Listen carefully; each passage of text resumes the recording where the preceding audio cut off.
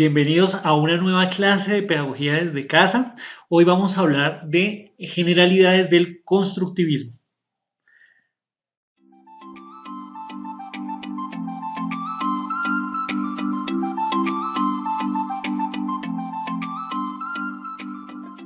Bueno, bienvenidos a todos, espero que se encuentren muy bien.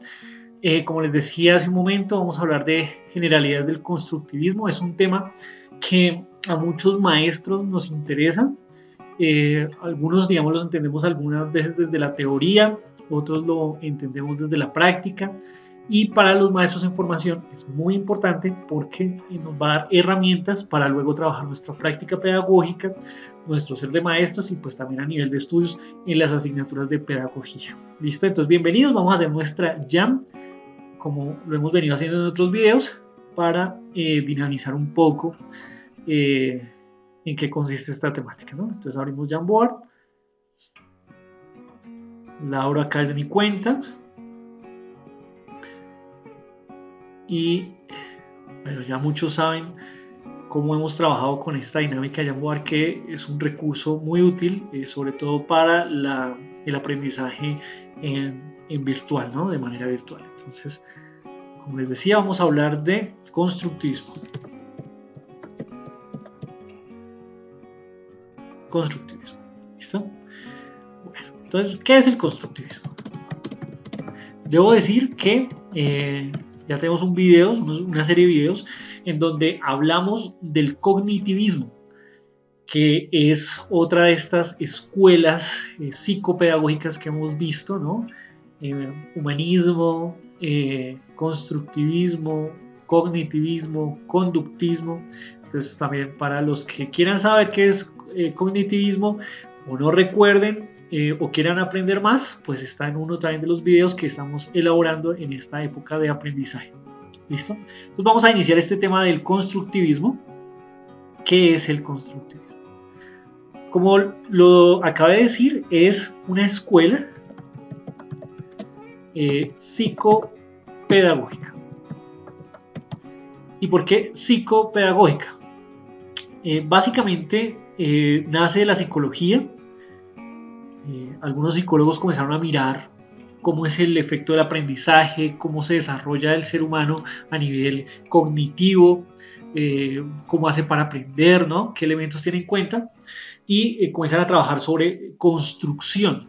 El constructivismo viene de esa palabra, ¿no? Construir el aprendizaje. El aprendizaje es una construcción, ¿sí?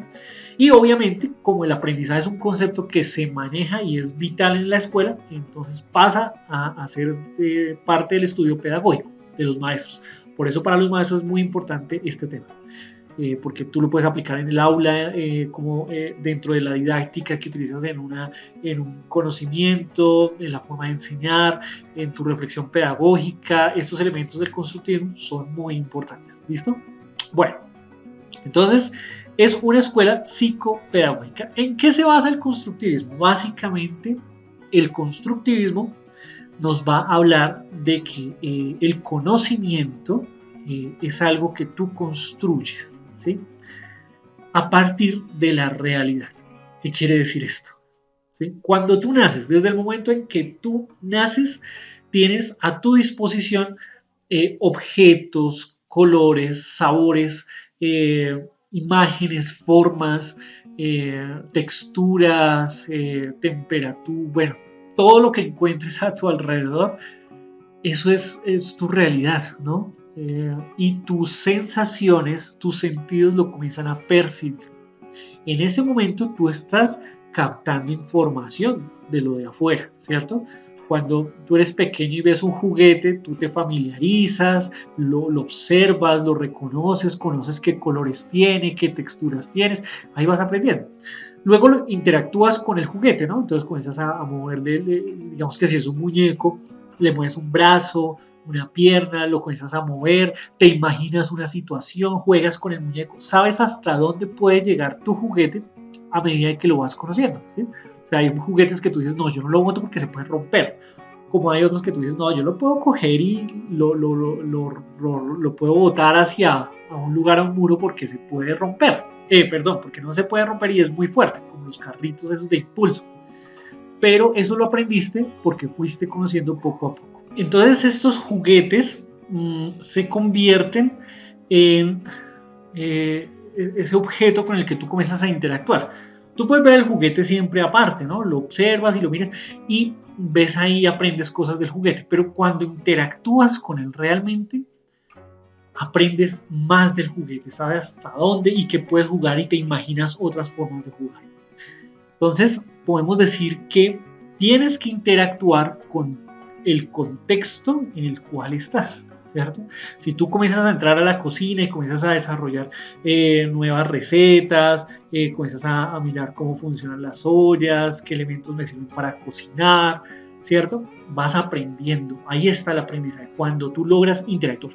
Entonces, el primer elemento acá importante es la interacción. Interacción. ¿Con qué? Con todo lo que hay en el contexto, ¿no? Nosotros hemos hablado ya un momento de los juguetes y de los lugares. Y efectivamente es eso. Entonces vamos a tener acá objetos, con los objetos que te rodean, ¿sí? Una piedra puede llegar a ser un objeto de aprendizaje, claro, claro que sí. Los lugares también, ¿no? Son muy importantes. No es lo mismo estar en una biblioteca que en un parque, pero no quiere decir que aprendas más en una biblioteca que en un parque. Pilas con esto, esto es importante. En un aula de clases o en el descanso son lugares en donde tú puedes aprender igual, ¿sí? Algunos dirán, no, pero es que en una biblioteca puedo aprender más o en un aula aprendo más porque es lo escolar. Sí, no. Lo que pasa es que pensamos que el aprendizaje es solamente lo escolar, pero no, la vida está llena de espacios de aprendizaje y tú aprendes diferentes cosas. Y todo lo que aprendes lo vas desarrollando en tu vida, ¿no? En un parque puedes aprender a trotar y eso es igual de importante que aprender a leer en tu vida, porque los dos elementos son necesarios para vivir, ¿sí? Imagínate que tú no aprendieras a trotar ni a correr, son elementos muy importantes. Entonces tenemos objetos, lugares, las personas, ¿cierto? Digamos que estos tres elementos los voy a colocar acá. La interacción se da importante en estos tres elementos. En el constructivismo, tú construyes el conocimiento a partir de la interacción con los objetos, los lugares, las personas, como ya lo hemos visto. Vamos a poner acá unas flechitas que nos ayuden a organizar nuestra información. Vamos a buscar aquí flechas. Hay unas flechas que me gustan mucho. Y estas flechas yo les recomiendo que hagan este tipo de mapas sencillos porque nos ayudan a organizarnos, a entender más los conceptos, ¿cierto? Y dinamizar un poco el saber, ¿cierto? Bueno, muy bien. Entonces tenemos acá la interacción que se puede dar por objetos. Voy a copiarla, la pego. Voy a mirar si la puedo voltear. A ver, aquí la volteo. Bueno, aquí está esta,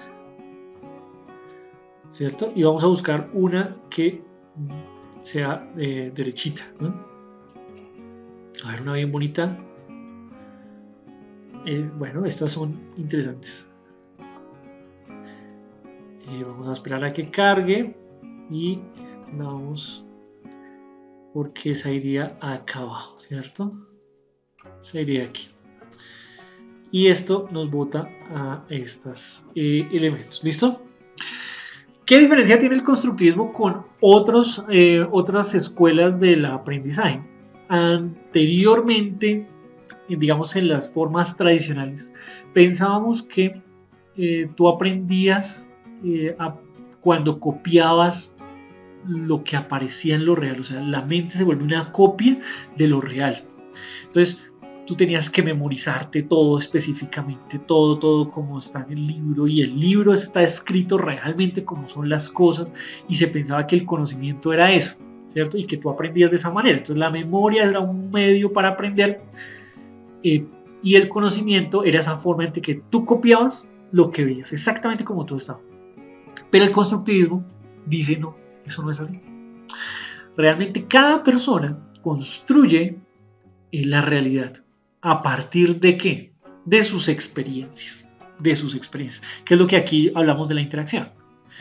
Te voy a poner un ejemplo. Digamos que tú comienzas el año escolar y tú vas a hacer una exposición y es muy importante, pero cuando comienza la exposición tú te sientes nervioso, te sudan las manos, miras a las personas y te dan muchos nervios, ¿cierto? Y tú dices, llevo 5, 10, 20 años en un colegio, en una universidad y he hecho muchas exposiciones, pero siempre me ocurre eso. Si uno toma el primer modelo, dices, ya aprendiste a hacer una exposición porque conoces cómo se debe uno, la postura, la respiración, el hablar, los conceptos que debes explicar, cómo ir desarrollando, ¿no? Tienes tus materiales, ya lo sabes. Pero tus experiencias también te generan un tema de temor. De pronto alguna vez te regañaron, alguna vez te dijeron que eso no era así, te frustraste. Y fíjate que esa interacción que tuviste hizo que la construcción de lo que es una exposición en ti cambiara. Y es tu forma en que lo aprendiste, es tu forma de construir exposición. Entonces posiblemente cuando te digan, vas a hacer una exposición, tú vuelves a recordar, tienes esa experiencia negativa y te asustas y dices, no, a mí no me gusta la exposición, no me parece tan chévere. Y a otros estudiantes dicen, no, la exposición es un buen método. Ahí construiste algo de la realidad a partir de la interacción, de tus conocimientos. Listo, no me cargó esta flecha, voy a borrarla, vamos a utilizar otra. Bueno, tocó una más sencilla, ni modo, ¿cierto? A ver, esta sí. Bueno, no importa. Vamos a esta. Entonces, surge de una interacción, ¿cierto? Que nos lleva a estos temas. Y también vamos a copiarla a este de acá. Fíjense eso es muy importante para el conocimiento. Entonces, la interacción o a partir de experiencias de vida, experiencias que tú has tenido. Por eso un maestro es muy importante que al iniciar un curso o cuando vaya a desarrollar una clase, pregunte a sus estudiantes qué conceptos o qué construcción tienen de esos temas que vas a hablar. Es importante porque posiblemente la experiencia del estudiante sea diferente a la que tú crees y de pronto tú le vas a hablar de carros, pero esa persona está pensando en otra cosa. Entonces es importante hablar de las experiencias pasadas. Para algo uno utiliza la evaluación inicial, ¿no? La evaluación inicial que tiene un maestro no es para decirle al muchacho, no, perdiste, eres un mal estudiante. No. Es para que el maestro diga, yo sé que el muchacho qué experiencia tiene. A partir de ahí yo comienzo a construir el conocimiento. Y ahí está la interacción, el diálogo. Comenzamos a mirar, bueno, tú piensas esto, pero mira que hay estas posibilidades, puedo cambiar y transformar lo que tú pensabas de eso. ¿Listo? Entonces, miren, me están fallando estas imágenes. Vamos a ponerla chiquita. Ahí vamos a dejarla cargando a ver si me cuadra. Bueno, las experiencias, ¿listo? Entonces, primer tip para formación de maestros. Cuando inicies una clase y quieres que seas constructivista, debes escuchar al estudiante sobre qué piensa o si sabe algo de esa temática. ¿Sí? Y si en todas las clases preguntas qué saben, pues de pronto el muchacho se puede aburrir. A veces se pueden hacer a través de dibujos, entonces dibuje, represente esto. Por ejemplo, yo digo, bueno, para usted, ¿qué es el constructivismo? Vamos a hacer un dibujo sobre constructivismo. Uy, especie. De pronto el niño te dibuja una cabeza, una mente. Entonces ya, ¿sí? Vamos a socializarlo. O a través de una pregunta. Entonces yo digo, bueno, muchachos, ¿ustedes han escuchado hablar de constructivismo? O a partir de una noticia. Entonces yo llevo un artículo de educación y yo digo, miren que ahora estamos en época de confinamiento y de guardarse en casa por el tema de salubridad, entonces se están diseñando nuevas estrategias virtuales. ¿Cómo el estudiante está apropiando esas herramientas? Es una noticia, pero de fondo hay un tema constructivista. Entonces el maestro comienza a dialogar y entra a mirar, los muchachos piensan esto, bueno. O una actividad por grupos. Entonces yo digo, vamos a hacernos en grupos de A5 y en cada grupo vamos a sacar una palabra de una bolsita y la van a hacer por medio de una mímica, por medio de una obra pequeña de teatro. Y voy aprendiendo qué concibe el grupo de ese concepto. Fíjense que al iniciar una clase de esta manera, yo estoy trabajando sobre las experiencias y sobre el estudiante que consigo. Eso para un pretexto de una clase es espectacular.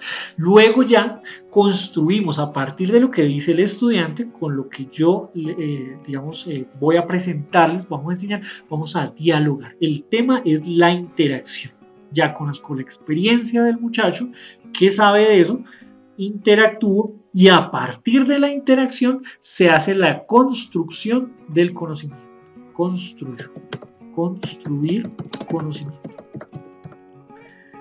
Posiblemente, me van a preguntar, posiblemente todos no van a aprender lo mismo. No, porque cada uno, esto yo no lo puedo quitar. A veces pensamos que el constructivismo es solo escuchar la primera parte y después, no, eso no es cierto. Entonces, no, que hay una experiencia. Y la puedo transformar, sí, ¿cierto? Tú puedes coger un vaso de agua y le echas color y se vuelve el agua con color, pero sigue siendo agua. ¿Sí me voy a entender? Yo puedo transformar la experiencia, pero no la puedo decirle, no, eso que estás diciendo está mal. Bueno, a menos de que el muchacho realmente diga algo que nada que ver, ¿no? Pero tú no puedes quitarle la experiencia a la persona, porque lo vivió, ¿sí? Porque ya lo ha construido, lo ha vivido en otros espacios y ha sido algo que lo tiene muy en su ser. Entonces, tú lo que haces es, a partir de esa vivencia, lo llevas a que aprenda algo más, lo llevas a otro estadio, ¿sí? Piaget, que es uno de los grandes psicólogos del constructivismo, nos va a hablar que cuando el muchacho equilibra, el tema del equilibrio es cuando yo aprendo algo nuevo, lo conozco, interactúo con él, ya lo asimilo bien, puedo estar preparado para aprender nuevas cosas. Entonces, yo a partir de esas experiencias interactúo y digo, bueno, vamos construyendo un nuevo conocimiento, pero posiblemente cada niño, cada estudiante haga una construcción diferente de lo que yo les voy a enseñar. Por eso es importante hacer algo válido, llegar a unos criterios generales, ¿cierto? Que es lo más importante, pero permitir que cada uno haga una construcción propia del aprendizaje. No me cargó la imagen. Bueno, escojamos otra, a ver, ¿qué pasó ahí?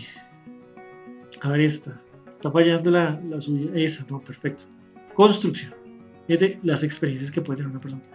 Y yo hago un tema de construcción con el estudiante.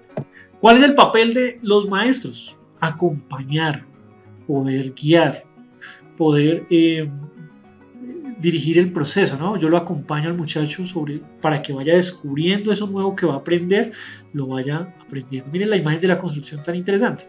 Cuando construyes un edificio, lo vas construyendo y yo te voy diciendo cómo construirlo, ¿sí? Yo aquí no te... El papel del maestro en el constructivismo no es que todo el mundo haga lo que yo diga o lo que eso, no. Tú tienes una parte de autonomía. Tú puedes ir construyendo tu aprendizaje.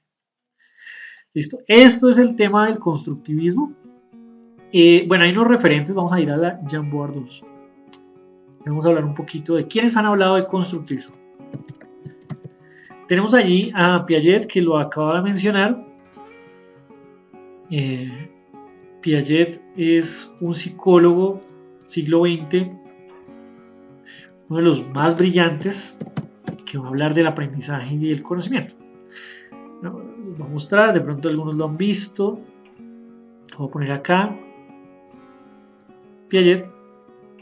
Y Piaget nos va a decir que tú aprendes todo el tiempo cuando estás en interacción con los objetos que te rodean. Por eso en las clases es bueno que tú coloques objetos, diferentes objetos para interactuar.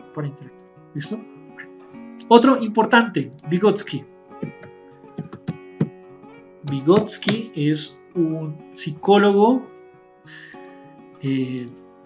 vivió en Rusia en una época muy fuerte y nos va a hablar del aprendizaje social. Esto es muy interesante porque él va a decir no solamente con los objetos, como lo dice Piaget, sino con las personas. Cada vez que tú te comunicas con las personas, trabajas en equipo, haces grupos de trabajo, estás aprendiendo porque estás interactuando con él. Miren, fíjense que ellos dos hablan de interacción, constructivismo, ¿sí? Es importante. Otro que vamos a tener es Brunner, un psicólogo. Fíjense que todos ellos son psicólogos porque van a hablar del tema de aprendizaje. Y Brunner va a hablar del aprendizaje por descubrimiento, ¿no? Entonces, cómo yo descubro eso que en medio de la interacción, ¿no? Ellos son muy importantes y yo creo que son los principales para poder hablar de la estructura del constructivismo, ¿no? Y una de las últimas teorías es el aprendizaje significativo.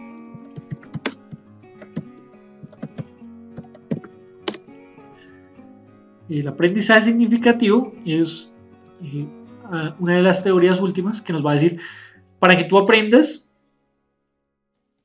voy a quitar este, vamos a poner, a ver, ¿qué nos aparece por acá? A ver, mejor una de estas imágenes donde aparece un niño trabajando.